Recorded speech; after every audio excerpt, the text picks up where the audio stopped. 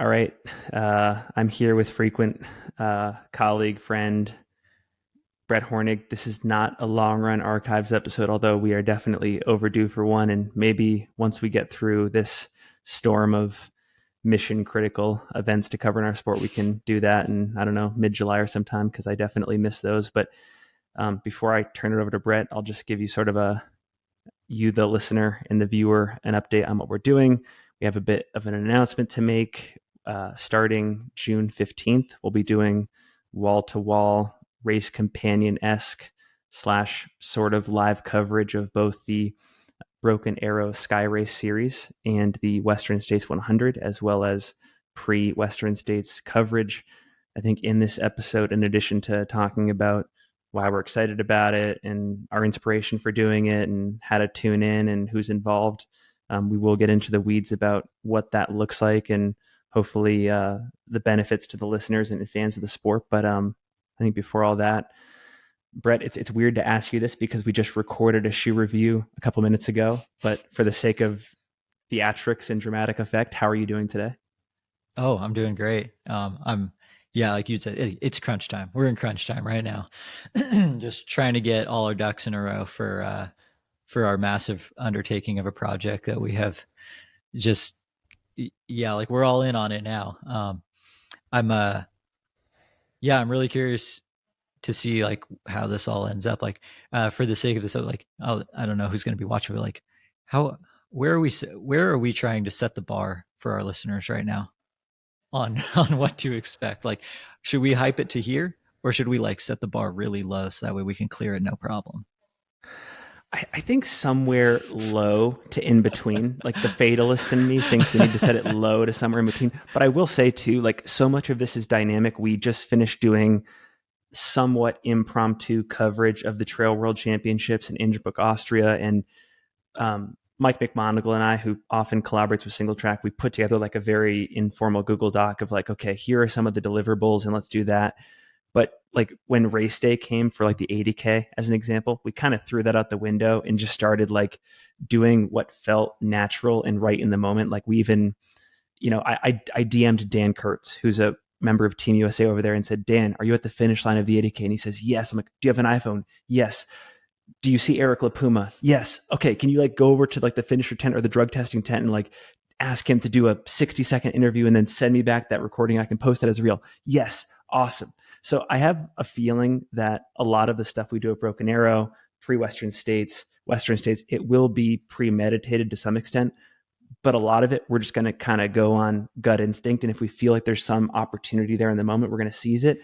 And then we can kind of do a post-mortem on it after the fact, maybe in our next long This run archives. actually this parallels running an ultra. You have a plan. It's smart to make a plan before the race, but you also have to very well know that there's a high probability you have to throw the plan out the window, pivot and wing it. But Yeah. like you should start with a plan, and we're starting with a plan. Um and it's a good plan. But yeah, we might have to pivot or deviate a little bit, and that's fine. We'll figure it out. We'll figure it out as we go, because I guess a lot of what we're doing we've never done before. No. And I think I'll say a couple things. There's a famous economics quote: no business plan survives first contact with customers. That will definitely be the case for us.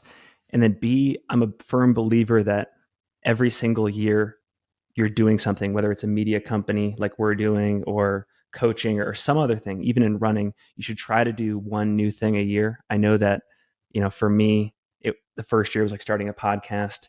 Then it was like collaborating with you and doing cool stuff. We kind of added broadcasting to the mix. And I think in this third year, like adding this race companion, media studio type stuff is like our next thing we're going to experiment with. So I'm excited. Yeah. Oh, 100%.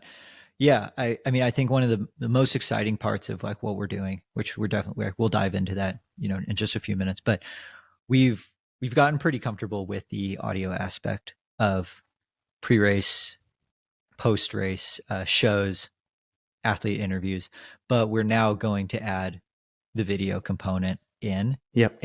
in much more of like a focused point. So, I know like we've recorded all of these podcasts and put them on YouTube. Most people still listen to them on Spotify. A lot of what we do in the next 10 days is going to be worth watching on YouTube because we will actually be in the same spot with most of our guests as well, which is terrifying and exciting. And I don't want to put too much expectation or pressure on you, but I think that to put you on blast for a second, you're obviously a very talented commentator, and you have encyclopedic knowledge of so many areas of the sport. But I do think another thing that we've been fortunate to work with on you is just your excitement about technology. Like, one story that I tell a lot of people is you and I, we did the Bandera live stream back in January, and in addition to like getting ready for the event from a commentary standpoint, I noticed that you spent like every open minute studying the studio and like studying the software and the tech, and being like, after the fact, Finn, I think I could put this together. Like, if we ever did this at some point down the line, I could put this together for our own version of it. And I always thought that was fascinating. And I think a lot of the stuff that's being made possible over our next 10 days is in part thanks to you. So that's a public note of appreciation from me. Thanks for helping make this evolution. Well, also a big thanks to Matt at Aravipa for letting us into the studio so I can copy the playbook and write down all the plays, but write them down and then like erase like half the details and simplify it, and then basically replicating that. Like I've got the Aravipa studio live stream playbook, except I tore out all the complicated pages. So thank you, Matt, for helping out with that. Because he actually did teach me a lot of stuff, just because I would ask, I'm just like that obnoxious kid that asks all the questions of like, what's that button for? What's that button for? But it's been really helpful. And while I think I know what I'm kind of ish doing now, we'll find out. But I think we're to a point where like I can troubleshoot things, and we can make some sort of a product, it's going to be really fun. And yeah, so what's next on the docket for this episode? I think I'll quickly summarize what we're going to be doing for each of these 10 days. So like over Broken Arrow, pre-Western States, and then Western States. And then I think based on what I summarize, you can fill in missing gaps or comment on it. For Broken Arrow, so just for further context, Brett and I are arriving in Olympic Valley 2 days from now, the afternoon of Thursday, June 15th. We rented an Airbnb that's about a half mile from the Broken Arrow and Western States start lines. We're converting it into a studio. And for Broken Arrow, for the VK, 23K, and 46K, each day we're going to do a morning hype show that just talks about interesting athletes, storylines, the course, potential outcomes, getting people ready. If we have enough internet connection, we're going to make that a live show on YouTube, opening up a chat and encouraging people to participate, to be involved, to comment, ask questions. If not, we'll do a slight tape delay and publish it after the fact. Then we'll head out into the field with our photographers and videographers. We'll be at various points of the course, capturing photo and video, summarizing each of those 3 races and disseminating them to platforms like Twitter, Instagram, TikTok. So think what I Run Far did on Twitter and is still doing on Twitter, but just to more social media platforms. For pre-Western States, we're going to do a lot of athlete interviews inside the studio, operator interviews, people like Craig Thornley, for example. We'll probably do some sort of evening, daily YouTube live episode, picking some interesting storyline from the race or just interesting interactions and thoughts that we've had throughout each of the pre-Western States days. And then for Western States, this might be our biggest operation to pull off. And I think it's good that we'll have had 9 days of lead up and practice to get it done. We have a team of roughly 12 photographers and videographers. They're going to be stationed at every allowable location from the start line to the finish, aid stations in between.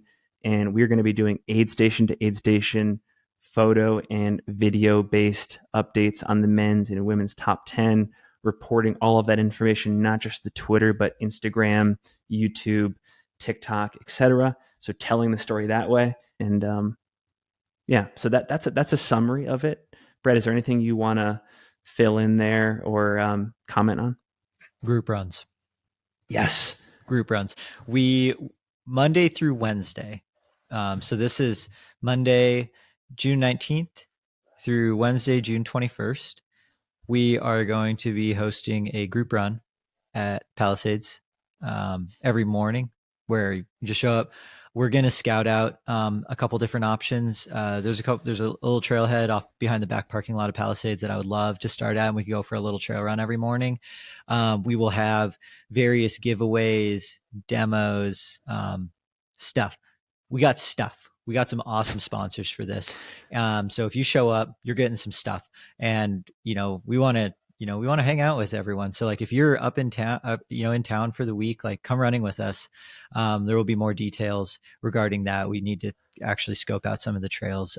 There's still a lot of snow up at Palisades, so we got to see if there's actually like some runnable trail that we can get to, or we will be stuck to the bike path like everyone else. But yeah, be on the lookout for more details from that. I think all we know is like probably as of right now, we'll run at 9 a.m. every morning. I think that's a great thing to add. And I'm glad you said it, because at the end of the day, you and I are not necessarily journalists. I know that neither of us are journalists by trade and training. We're just super fans of the sport. And I think any memorable moment that I know I've had in the last 2 years of doing this is when we get to engage with fellow super fans, and group runs are a great opportunity. I do hope that the live chats, if we do get to go live on YouTube, are rowdy and substantial and fun and add to the flavor. Yes. But seriously, we like that Oprah meme. You get Softwick socks, you get a flask, you get some Morton gels. Like there's going to be a lot to give away in addition to hanging out. So we'll have more details. I think we're going to get there Thursday, and that'll probably be one of our first orders of business is scouting out where we can run, and we'll start getting that stuff out on social media right away. Anything else relevant that we should add in, or things you want to comment on about just our approach to building hype for these races and covering them? Yeah, I mean, I'm just excited to I don't know, build a little like we've seen it over. I guess that's partly where the idea came from. I think a large part of inspiration for this project came from Sidious Meg last year at the World Championships for track and field in Eugene. They had an Airbnb just outside of Hayward Field, and they went live like multiple times a day and had lots of guest interviews. We loved that format. I thought it was so fun, so fascinating. We're like, man, maybe we could do something similar like that one year. But yeah, I mean, where was I even going with that? What was the question? I guess yeah, like you went down a great avenue, like just like the inspiration for this. Yeah, and then the inspiration ultimately is to grow the sport. Like we want to create more fans for the sport. Like how are there like running is like the most participated in sport in the world, but it has one of the smallest followings from a fan standpoint. It's not very balanced at all. There's many more people who watch football than play football. Yep. Why are there so many more people who run than watch running or pay attention to it, even on the trail side? So our main goal is to, give something more to the sport in regards to how people can follow it, become aware of it, like give a reason to root for someone. I hear about it every year, like at Western States, someone tunes into the live stream, and by the end of the race, they're like, oh, I've become such a fan of so-and-so. What if we gave you the opportunity to become a fan of them before the race started, or have a few people on your radar that maybe you weren't expecting to be paying attention to, and now you have like a little bit more investment in the race before it starts? Like that's what we want, and that's gonna, I think that's good for the sport. I think there needs to be, that sort of viewership. One thing I'll add to that, and it's along that Sidious Mag thread that you mentioned. Like if you go to the Sidious Mag YouTube channel and you scroll back to their World's coverage, they had a pretty comfy, cozy setting at their Airbnb where they could really get the athletes and the operators to relax and sit back, have a cold beverage, and just talk more naturally and free flowing about the sport. And I think one of the things I'm the most excited for when we get to the Airbnb on Thursday is setting up that studio.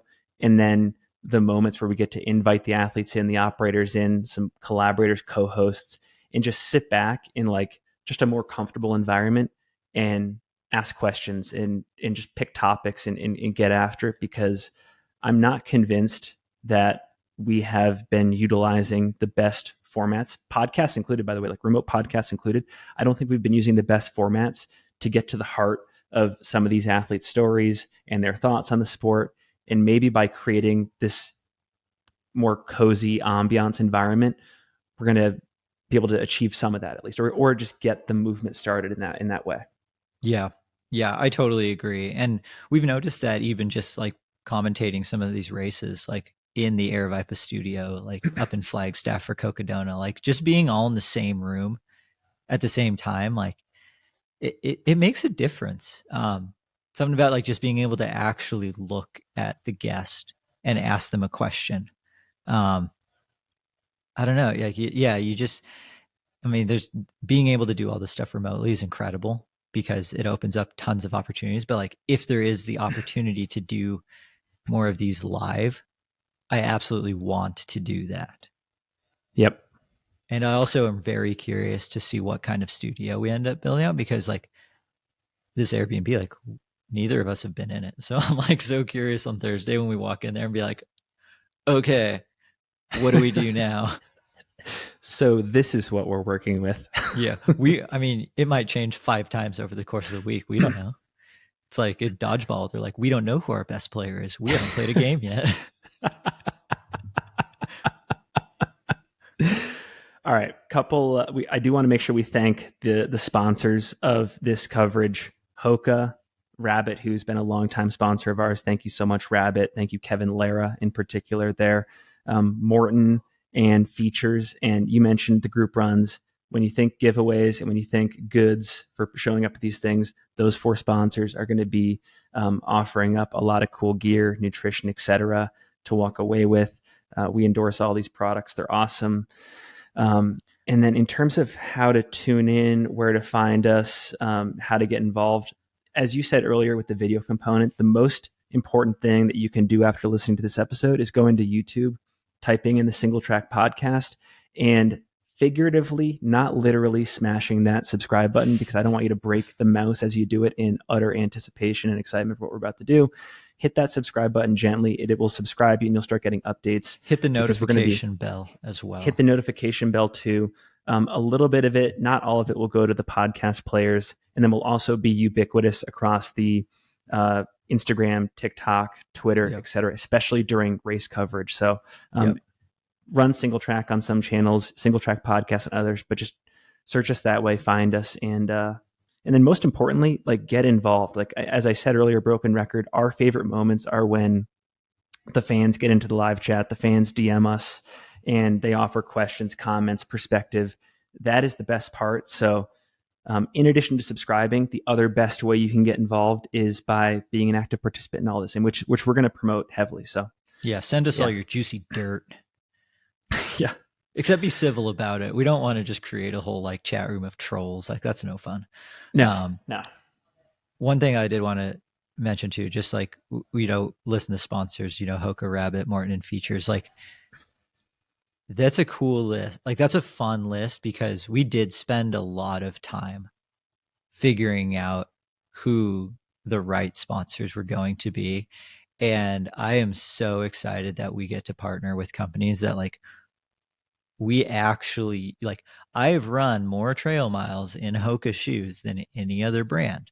Like, I have run more trail miles in Rabbit clothing than probably any other brand. Like, I have eaten more Morton gels than I can count.